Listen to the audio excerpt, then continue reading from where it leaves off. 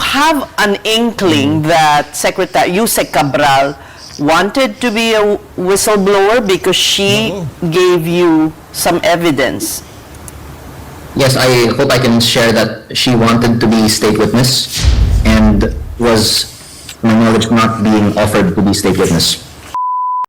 Heto, real talk lang ho mga kababayan at para dito kay Congressman Leviste. Kung wala din lang naman hong kulang-kulang 200 milyong isosoole, itong si former DPWH Undersecretary Cabral dyan sa DOJ, talagang hindi ho siya makakatanggap ng protekta dito sa administration ng mga adik.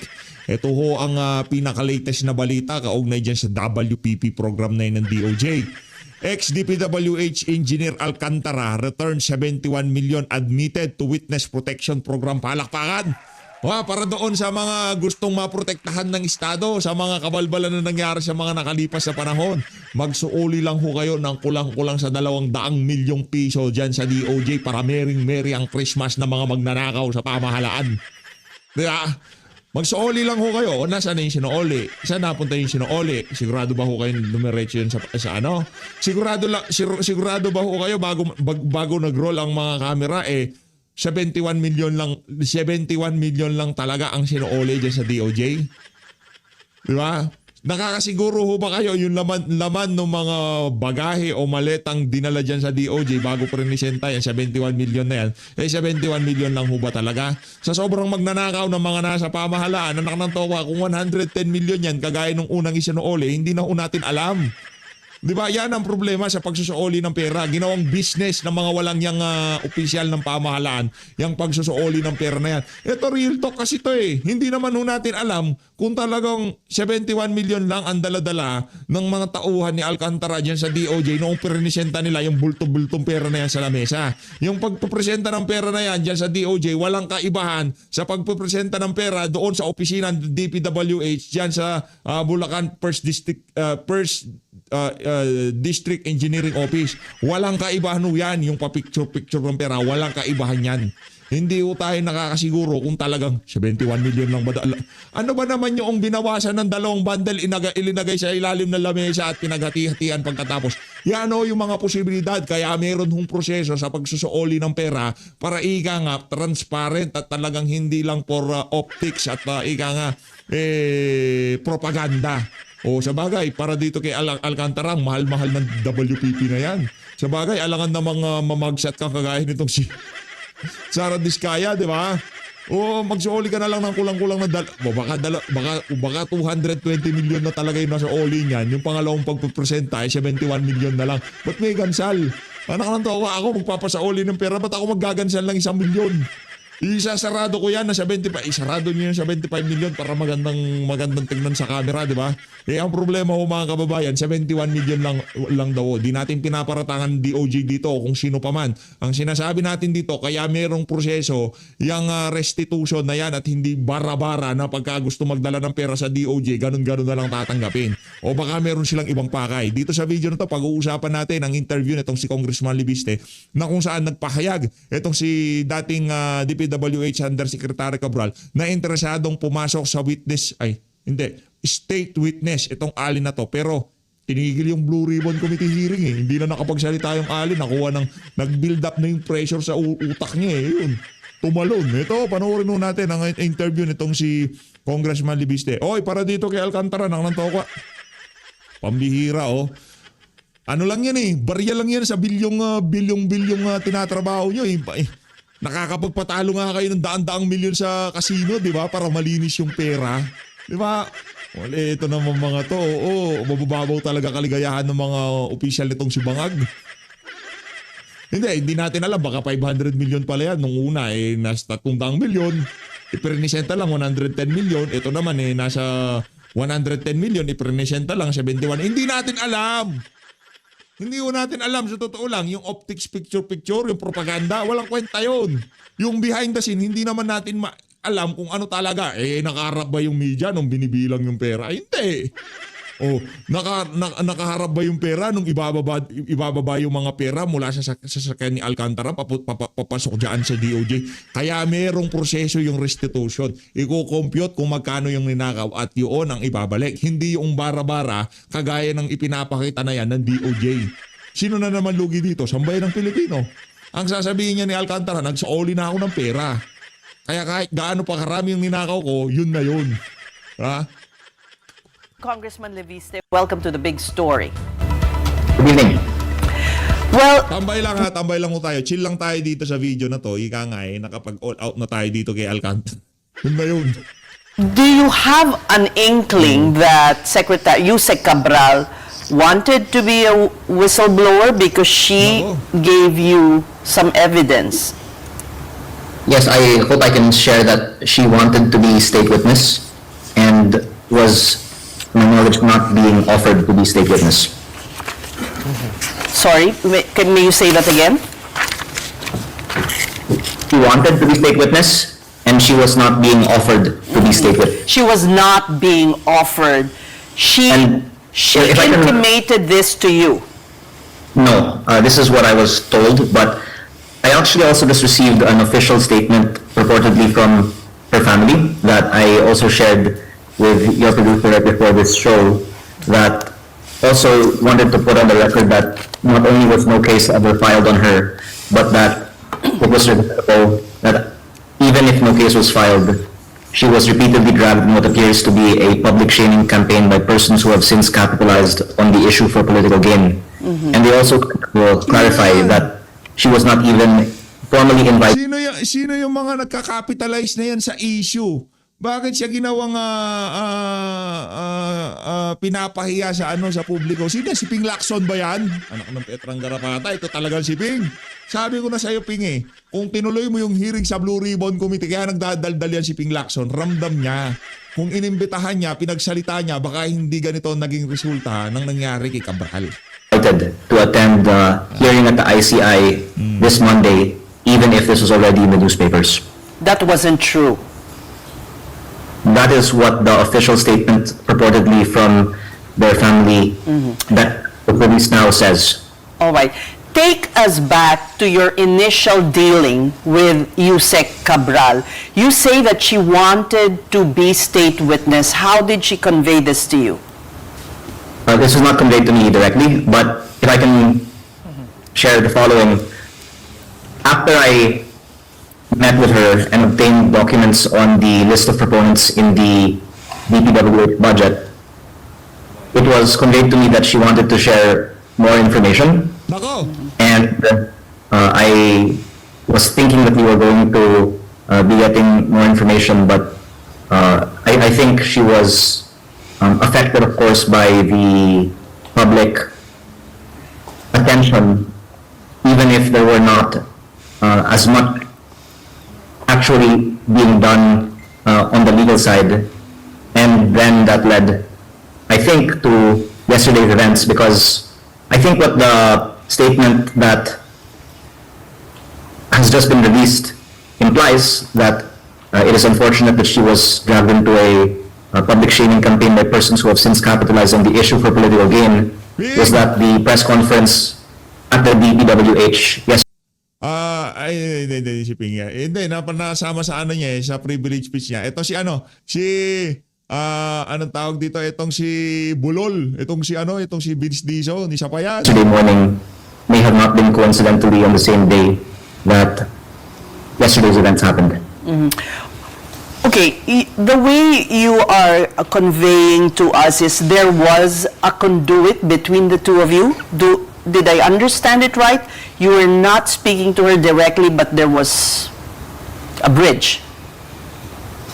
I went to her office twice, and in those instances and in instances subsequent to that, had also talked with her. But the more recent communications I'm talking about were not directly with her, that's right.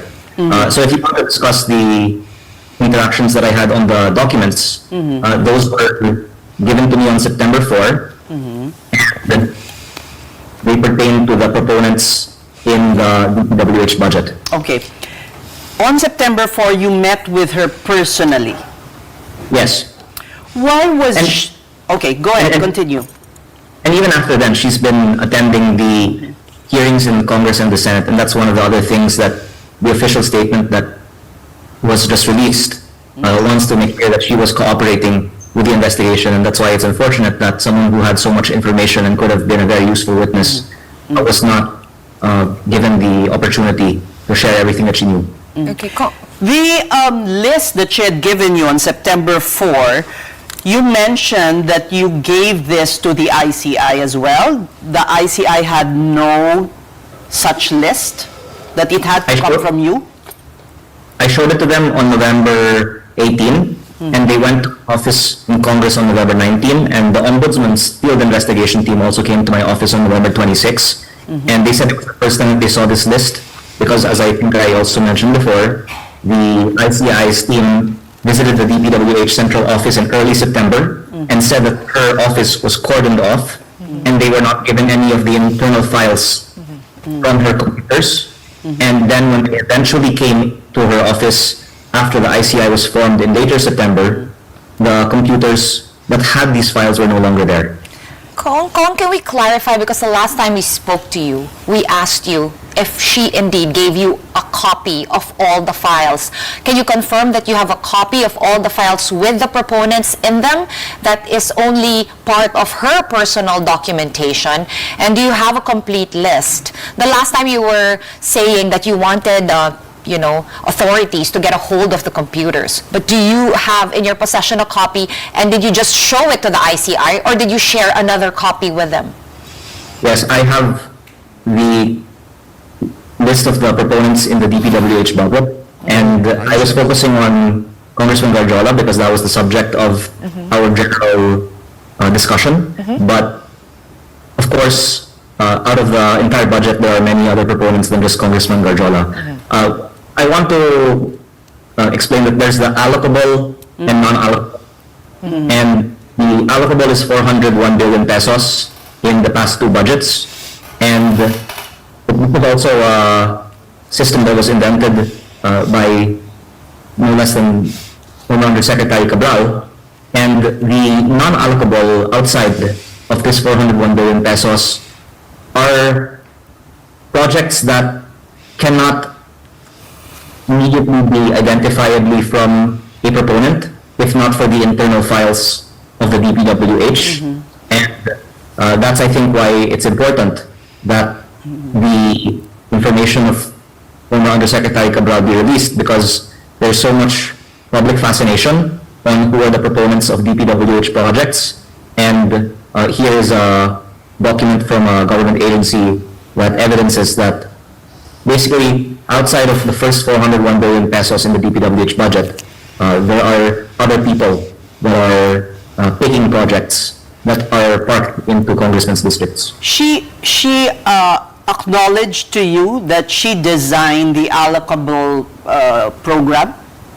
You Yes, know that is a non-public information because she had said so in congressional hearing, and she gave me a printout with an explanation for how what she called the EBBN formula worked, but the explanation was more of a narrative of factors but not an equation.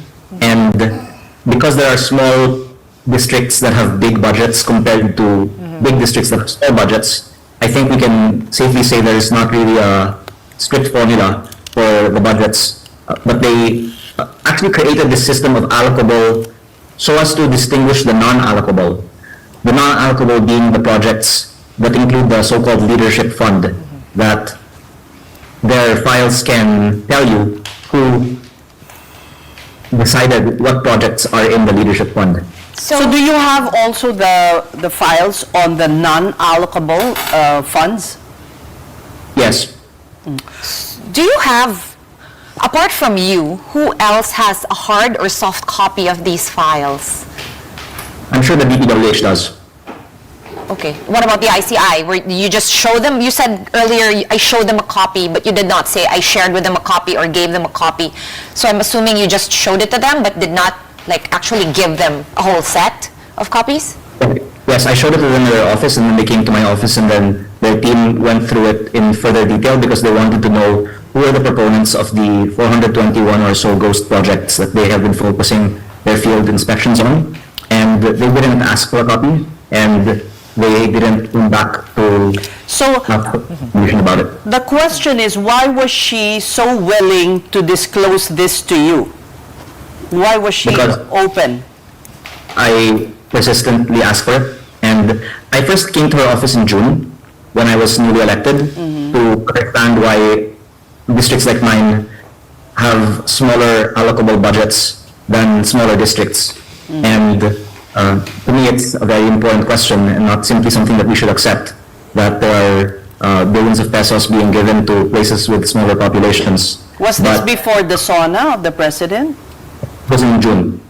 So it's something that I took interest in from a general policy perspective, but also one that affects my district and every congressman's district, because I think people just are shy to ask why this is the budget, but it's a, I think, very needing to be asked question, who decides that one district gets 5 billion and one district gets 1 billion pesos a year? Okay. Do you mind, Kong, why do you think this list has not been made public? Why do you think the ICI never asked you for a copy? I mean, I would like to ask you for a copy because I think everybody is curious, and it seems like this would unlock a lot of questions and solve maybe some of the mysteries that we are facing with this case. Not surprisingly, there are many politicians who are on the list, because the assumption anyway is that congressmen and senators insert projects into the DPWH budget, although this is not officially admitted by the DPWH, I think the net. But the perhaps less expected thing is that there's also other people outside of the legislature that insert projects into the budget based on the names in the list. This includes not only cabinet secretaries but even undersecretaries. Well, And Congress- I think it shows that flood control was really used as a form of compensation for people. I'm sorry to put it in those terms, but I think the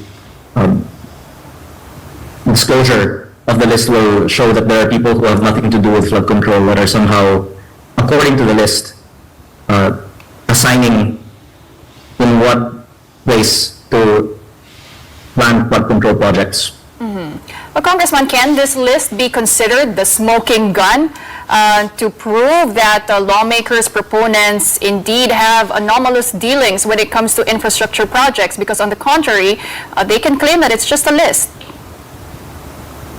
Well, first I would like to hear what the DPWH has to say about even acknowledging the existence of the list.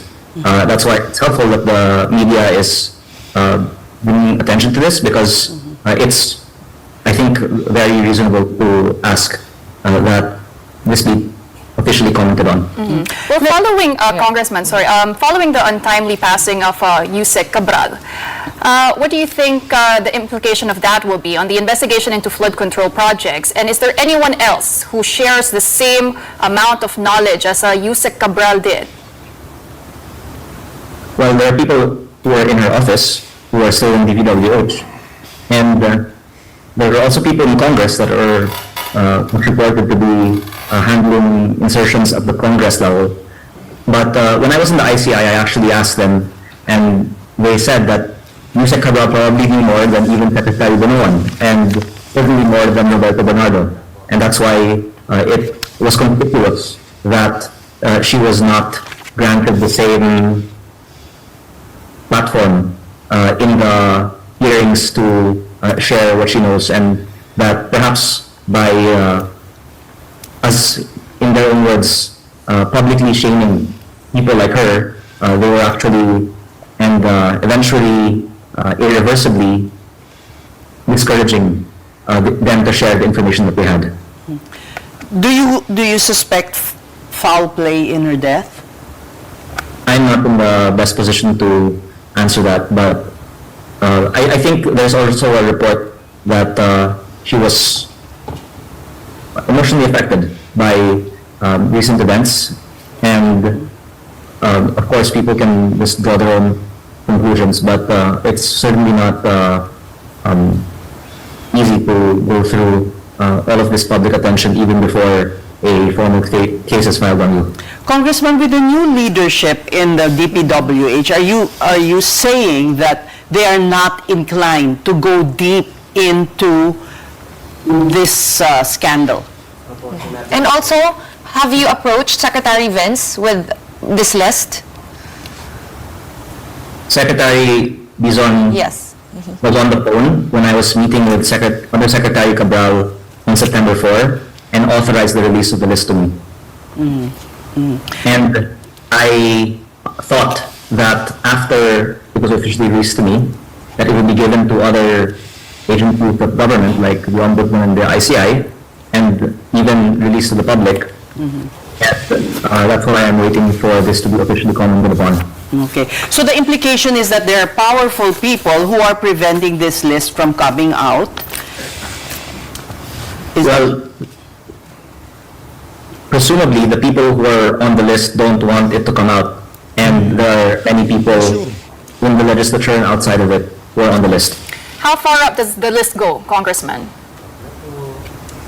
Well, the list doesn't entirely consist of people's names, but there's a code name, for example, like leadership, and that would have a large amount of projects attached to it, including some of the projects that are constructed by some of the people who I've named previously in my own district. Then I would leave it then to the DPWH to explain who is leadership. All right. I just Nako, matindi ho yun mga kababayan. Merong sa listahan, merong leadership. Sino yung leadership? Si Martin Romualdez? Si Zaldico? Si Don Gonzales? Si Delipe? Naku, leadership yung mga yan eh. like to refer to one press conference you had that was a bit strange because you were speaking to someone from the DPWH and you were saying your source was the DPWH, and then the following day you denied. Were you protecting Yusek Cabral at that time? What was... No, the person who called me was a new appointee of the DPWH on the instruction of Secretary Dizon, which was confirmed by Secretary Dizon, and that was because I worked with them to confirm also that there were two appointees who were themselves contractors, who were brought in by an undersecretary who was connected to Congressman Garjola. And that's a totally different episode than the file from Secretary Cabral, but from that you can see that I've been quoting it to the DPWH in... Right, but why are you zeroing in on Guardiola, and I mean, if there are many names in that list? Well, that's a very valid question, and while it would be interesting to work on a lot else, Guardiola is the one that has projects in my district who I have first-hand experience with offering projects to me, and is still the largest by contract amount among congressmen contractors. And the others on the list who have bigger allocations are not necessarily congressmen contractors anymore, and they don't have projects in my district that I can... So why not publicize the entire list? Because I'm waiting for the DPWH to do so, and I think by doing it this way, then it really will beg for them to explain why they're not doing Pero so. September 4 pa to. Ang tagal na. A very good December question. na ngayon. I hope media will ask them. But the onus could be on you as well because you have the list. And Secretary Yusek has passed away, so... Well, I've never really said what I... Up to what I have. So maybe they can assume I have everything stretching back many years, and they should release everything. Okay, lipat na ho tayo dito kay Attorney Salvador Panelo. Pakinggan ho natin ang kanyang mga punto de vista kaugnay sa mga iba't ibang kaganapan ngayon sa ating bansa. Game! Pero in fairness, Attorney Sala, may pagbabago sa BICAM at nakita natin yung kanilang mga proseso. Pero enough na po ba yun sa inyo, sir? Sa inyong pong pag-aanalisa? Alam mo, ang tingin ko dyan, it doesn't matter whether you increase or decrease the budget of a particular department. Hindi, sa akin, irrelevant na yun eh. Kasi, i-reduce mo man, kung ganun din ang estilo nila, ninanakaw pa rin. Di ganun din yun. Di ba? Walang Correct. pagbabago. So, whether same banana. dagdagan mo yan, bawasan mo yan, kung yung ginagawa nilang pagnanakaw sa pera ng bayan ay nandun pa rin, di ganun din. Yun namang sa PhilHealth, yun ang hindi ko pa rin maintindihan. Hindi pa pwedeng lagyan ng PhilHealth ng pera na galing sa Treasury. Kasi nga gaya na sinasabi natin, yung desisyon ng Korte Suprema na ibalik mo yung 60 billion, hindi dapat manggagaling yon sa kaba ng bayan. Sapagkat yung 60 billion na yon na inilagay mo sa flood control projects, ninakaw na yun eh. So kung ninakaw yon, bakit tayo maglalagay ng 60 billion doon sa ninakaw sa flood control projects? Eh napunta na nga yun sa mga magnanakaw eh. Ninakawan na nga tayo tapos tayo pa mag-reimburse ng ninakaw sa atin. Kaya dapat, di ba sabi ko dapat kunin yung mga nanakaw sa pamamagitan ng pagkumpiska ng mga reriyan ng mga tinuturong nasa likod ng pagnanakaw ng kaba ng bayan. Yung mga na-confiscate na mga sasakyan, bahay, ari-arian, lahat yan. Dapat yun ang ilalagay natin doon sa budget Yun. para sa serbisyo ng bayan. Hindi yung ilalagay mo yung pera doon sa ninakaw sa'yo. Opo, pero tingin nyo, Attorney Sal, hindi agad makakapagpapasok ng mga reforma na hinihingi ng taong bayan kasi bago lang na napagtuunan itong issue sa flood control this year lang at this year din niluto yung budget sa 2026. So malamang sa malamang, naiplano na nila itong mga gagawin nila no, sa pambansang pondo bago pa sumabog itong issue sa flood control. Mahirap ba in 1 year magkakapagpapasok agad ng reforma, hustisya para po sa kaban ng bayan? Tingin po ninyo, sir. Kung nakikita ko lang reforma dyan, buwagin mo Kongreso. Correct. I-abolish mo na Congress. Kasi nga, yan ang problema ngayon ng buong bansa eh. Sabi nga ni Tony Lopez yan ang pinakamalaking sindikato ng korupsyon sa Pilipinas. Opo, tsaka sinabi rin ni the late Senator Miriam Defensor Santiago na yung hadlang daw sa progress is Congress. Progress, Congress. Magka-rhyme na magka-rhyme. Yun na ho talaga mga kababayan, literal. Yang pumipigil siya pag-asensyo ng bansa na to, yung mga walang yang magnanakaw at adik dyan sa Malacanang at House of Congress lang pala, sorry. Nadadala tayo Kasi magkakamag-anak naman talaga sila Diba, yung mga adik, kamag-anak nila yung mga congressman dyan sa House of Representatives. Kaya same banana, same banana. Wala akong pagbabago yan. Kung ano yung kabalbalan dyan sa House of Representatives, nanggagaling hulat yan dun sa mga kabuktutan na nangyayari sa Malacanang. Attorney. Kaya ako, talagang hanggang ngayon, yun ang aking advokasya. Sa ngayon, hindi dapat magkaroon ng isang kongreso. Po, samantala, napagkasunduan ng BICAM na ibalik sa 889 million ang 2026 budget ng Office of the Vice President. Alinsunod sa orihinal na panukala ng Malacanang sa National Expenditure Program, matapos mababasa na, attorney, ang ibibigay ng House version nasa 733.1 million lang dahil nga raw sa patuloy na pag-iisnab ni VP Sara sa mga hearing ng House of Representatives. Anong tingin mo, sir? From 733 million House version sa NEP sa 2026 BICAM, ginawa nilang 889 million.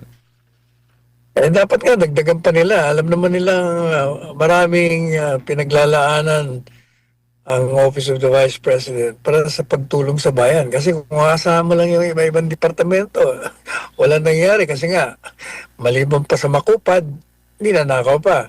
At just sa Office of the Vice President, alam natin na ginagawa ni Vice Presidente Inday Sara yung tamang pagtugon sa mga pangangailangan ng mga kababayan natin na hindi natutugunan ng mga ordinaryong departamento ng gobyerno. Yung? Muna, gusto kong pag-usapan natin yung nangyari kay Cabral Yan. Nakakagulat yun Ano ba talaga? Suicide o pinatay? Naku po. Ang sabi sa mga report, Attorney Sal, yun daw si Yusek Cabral ay nagpunta raw sa may Cannon Road. Tapos kasama yung kanyang driver, bumaba ng kotse, nagpahatid mga alas 3 ng hapon. Tapos nagpaiwan siya sa driver niya doon sa binagbabaan. Tapos ang nangyari, mag-aalas 7 na ng gabi, hindi para bumabalik yung amo, si Yusek Cabral. Kaya nagpatulong na sa mga pulis yung driver niya. At doon, nakita yung walang malay na katawan ni Yusek Cabral. Tapos kaninang alas 12, yata ng madaling araw, dineklara na wala nang buhay yung si Yusek Cabral, which is malaki po ang kinalaman niya sa Department of Public Works and Highways dahil sakop niya yung planning section ng DPWH na siyang may susi sa kung sino talaga itong mga nagpapasok ng insertions sa pambansang pondo sa flood control, attorney. Alam mo, unang-una, alam naman nila na si Yusek Cabral ang maraming alam dahil nasa planning nga siya. Siyang pwedeng magbigay ng impormasyon kung sino-sino talaga ang nagpasimulo niyan. Sino mga proponente, paano ginawa nilang pagnanakaw. Yan. Ang hindi ko maintindihan, knowing this, bakit hindi binigyan na Medyo choppy dating nitong si Atty. Panelo. Dito na muna si Sir MJ. Sir MJ. Balikan na natin mamaya si Attorney Salvador Panelo na pag-didiskusyon na natin yung nangyari kay Yusek Cabral. Para po sa mga hindi pa nakakaalam ng balita, may natagpuan si Yusek Cabral matapos di umunoy mahulog sa Cannon Road sa Tuba, Benguet kagabi. Sa panayam na sa balita o update mula kay Benguet Chief of Police Major Peter Camsol Jr., batay sa salaysay ng driver, binaybay nila ang Cannon Road papuntang La Union nang magpababa si Cabral dakong alas 3 ng hapon, Attorney Sal. Pinalis umano siya ni Cabral kaya sumaglit muna siya sa isang kalapit na gasolinahan. Pero pagbalik niya, bandang maggagabi na, ay wala pa yung kanyang boss na nagpaiwan doon sa drop site.